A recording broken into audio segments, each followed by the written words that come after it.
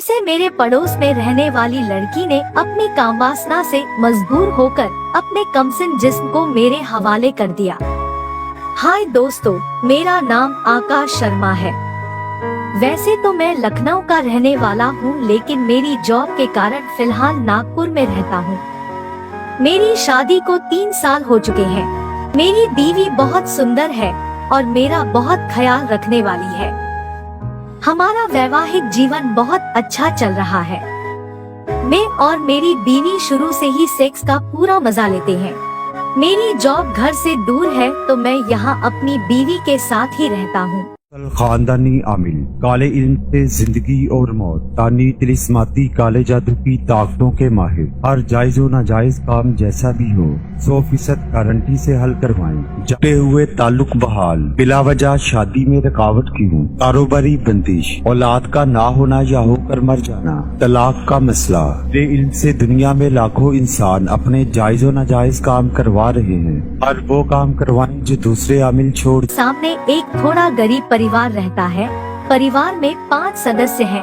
पति, पत्नी, उनकी बेटी अदिति जिसकी उम्र 20 साल है और छोटा 2 बेटा जिसकी उम्र 10 साल है और 11 साल है। मैं जॉब के कारण दिन भर बाहर ही रहता हूँ, इसलिए मेरी बीवी बाजार के छोटे मोटे काम के लिए अदिति को ही बुला लेती है और अदिति भी खुशी खुशी उसकी सहायता के लिए आ जाती है। हम इस घर में 3 साल पहले ही आए थे।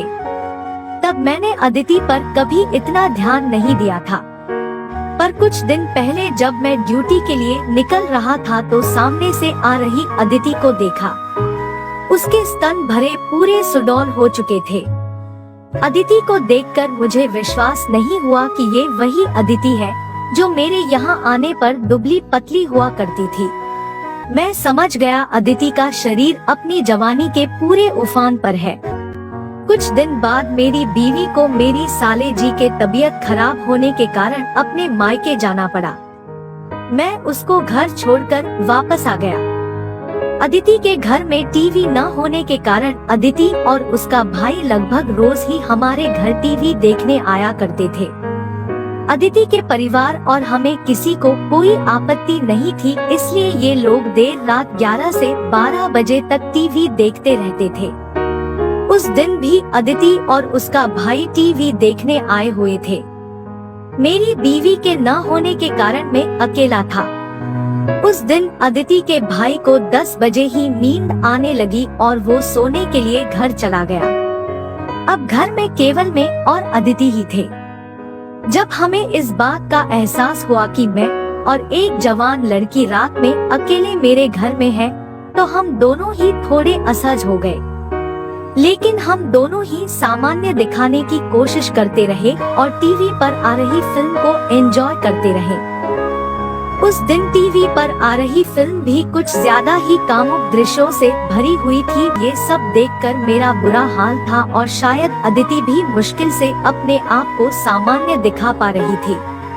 अब की बार मैं जानबूझकर अदिति के बिल्कुल पास ही बैठा और उसकी जांघ पर हल्के से हाथ रखकर हटा लिया।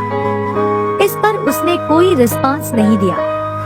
सच कहूँ तो मेरी भी बिल्कुल हिम्मत नहीं हो रही थी, क्योंकि आज तक मैंने अपनी बीवी के अलावा किसी और लड़की को वासना की नजर छुआ भी नहीं था।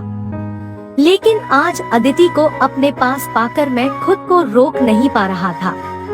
मैं किसी भी हालत में आज अदिति को अपना बनाना चाहता था। इसीलिए मैंने एक बार और हिम्मत करके अपना एक हाथ उसके कंधे पर रख दिया। इस बार मेरा प्रयास सफल हुआ। अदिति ने लंबी सांस लेकर अपना सिर मेरे कंधे पर टिका दिया। उसने एक बार आशा भरी नजरों से मेरी आंखों में देखा और अगले ही पल टीवी पर चल रहे सेक्सी सीन को देखने लगी। फिर कुछ देर बाद बोली, अंकल जी, क्या शादी के बाद सब ऐसा ही करते हैं?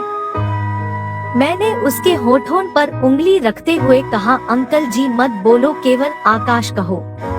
उसने हल्की सी स्माइल दी, फिर पलटकर अपना सर मेरे सीने में गड़ाते हुए मुझे हक कर लिया।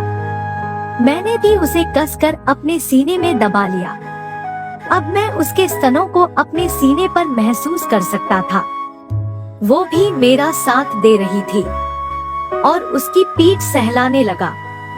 शायद अब तक पहली बार किसी मर्द ने उसके पीठ को छुआ था, इसलिए इस अद्भुत आनंद के कारण उसकी आंखें बंद हो गई और वो सिसकारियां लेने लगी। कुछ देर बाद उसे एहसास हुआ कि वो वासना में बहक गई है और उसने मुझे रोका। बोली, आकाश जी रहने दीजिए ना। लेकिन मना करते हुए भी वो मर्द के स्पर्श से प्राप्त आनंद को भुला नहीं पा रही थी, इसलिए मना करते हुए उसकी आवाज में आत्मविश्वास की कमी थी। मैंने उससे पूछा, क्या हुआ अदिति? वो बोली, रात के 10:30 बज चुके हैं। कहीं किसी को पता चल गया तो मेरी बहुत बदनामी होगी। और यह कहते हुए उसकी आंखों में आंसू आ गए। मैंने उसके माथे पर चूमते हुए उससे कहा, अदिति तुम चिंता मत करो, तुम्हारी बदनामी मेरी बदनामी है, इसलिए किसी को कुछ पता नहीं चलेगा। और वैसे भी तुम 12 बजे तक तो टीवी देखती ही हो, लेकिन अगर फिर भी तुम डरती हो तो रहने दो, मैं कोई जबरदस्ती नहीं करूँगा। मेरी बातों से उसका डर कम हो गया और वो एक बार फिर मेरी बाहों में आ गई। उस पर सेक्स का शुरूर चढ़ रहा था और उसकी तेज सांसें इसका सबूत दे रही थी। पहली बार किसी मर्द के द्वारा छूने के एहसास से वो सिहर उठी और उसकी सांसें पहले से भी ज्यादा तेज हो गई। अब मैंने देर न करते हुए उससे करने लगा तो अदिति मेरा हाथ पकड़कर धीरे से बोला, रहने दो ना प्लीज। लेकिन उसकी आवाज में असहमति नहीं बल्कि एक लड़की की शर्म थी। उसको इस तरह देखने वाला पहला खुशनसीब इंसान मैं ही था। अदिति को मैंने बोला, आज तुम्हारा पहली बार है तो थोड़ा दर्द होगा, बाद में मजा आएगा। अब मैंने देर न करते हुए उसके लेने लगा। इस अद्भुत एहसास के रोमांच से उसका हाथ अपने आप ही मेरे सर पर सहलाने लगा। मैंने उसके हाथों को आंखों से हटाकर उसको किस किया और उसे गले लगाकर बोला, I love you Aditi. Aditi ने भी आई लव यू टू आकाश बोलकर मुझे किस किया। वो बस आंख बंद करके आहें भर रही थी। मैंने उसके चेहरे की तरफ देखा, उसके चेहरे पर डर और शर्म के भाव साफ दिखाई दे रहे थे। अदिति के चेहरे का ये भाव डर समाज की बदनामी का नहीं बल्कि उसकी पहली बार यह सब किया उसका था। करीब 10 मिनट की हाहाकारी के बाद सोनम और मैं एक साथ झड़े। मैंने उसे किस किया और बगल में लेट गया।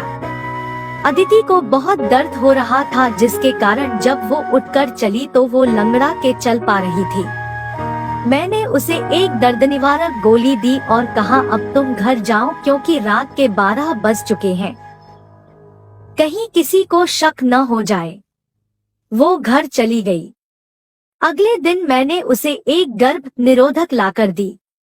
इस घटना के बाद भी अदिति हमारे घर आती रही, लेकिन वो सब फिर कभी नहीं हुआ क्योंकि मुझे अदिति की बदनामी का डर था। अभी 2 महीने पहले अदिति की शादी हो गई। मैंने उसकी शादी में उसके पिताजी की बहुत सहायता की। अदिति जब भी मायके आती है तो हमारे घर मेरी बीवी से मिलने जरूर आती है और मुझे मुस्कुरा के नमस्ते करती है। वो अपने ससुराल में बहुत खुश है और मैं भी उसे खुश देखकर खुश हूँ।